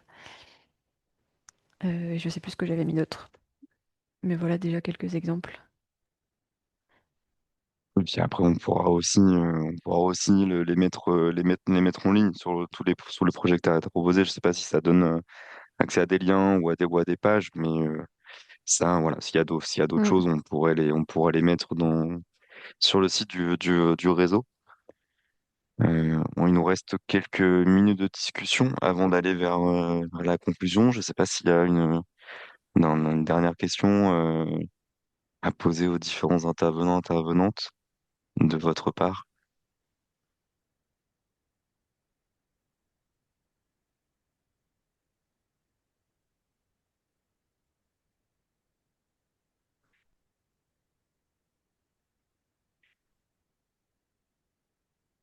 Bah, après, bon, on mettra vos contacts aussi sur les présentations. Et donc, si besoin pour continuer, pour qu'on les échange. Alors après, ces échanges pourront aussi continuer dans 10 jours à la journée des PAT. On aura l'occasion de discuter de ces sujets-là, pas que de cela, mais entre autres de discuter des enjeux santé. D'enjeux liés à la santé, la prise en compte des problématiques de santé publique dans les PAT. Peut-être que je vous laisse conclure, Claire et Naïma, euh, si ça vous va. Je laisse la parole, Naïma, non, on avait dit. Oui. En fait, c'est que tu as. Pour ceux qui ne me connaissent pas, je suis Naïma Bouakas, je viens d'arriver dans l'équipe de Claire, de l'unité politique publique de l'alimentation dans la DRAF depuis le 15 septembre. Je vais être en charge notamment de l'animation du réseau. Je voulais, juste, conclure pour dire que l'idée de ces webinaires, ça sera, par la suite d'essayer de coller un petit peu, par rapport aux enjeux du moment, ce qu'a rappelé Claire au niveau des nouvelles politiques, notamment en interministériel et puis aussi par rapport à vos besoins et à vos attentes. Merci aussi à Julien, pour, la mise en place de ce webinaire et d'avoir pris, ces contacts très intéressants en termes de valorisation des actions et également pour vous dire que, enfin Julien l'a dit, mais voilà que l'idée c'était de vous faire un petit point d'intro, avant la journée, PAT où on va aller un peu plus sur les acteurs, on a invité les acteurs que Mathilde a cités, qui interviennent, sur la partie, transversale, One Health en santé globale plus, voilà et puis aussi, l'après-midi, avec des ateliers, en lien avec ces sujets-là qui vous permettront aussi toujours pareil, hein, l'idée c'est que vous ayez, des, contacts, du réseau et puis des nouveaux leviers, pour pouvoir, faire sur vos territoires et vous aider dans votre mission. Voilà. Je vois qu'il y a un nouveau message, c'est pour dire, et Un merci. remerciement à Justine de la part d'Audrey pour son enthousiasme et son approche très inspirante. De Ouais. manière générale, merci beaucoup effectivement aux trois intervenants et à Julien pour son appui pour l'organisation du webinaire. Emmanuel aussi qui a suivi avec Julie. Oui, je nous ai pas remercié, nous, j'avoue. Mais Merci et bonne fin de journée. et à très bientôt donc.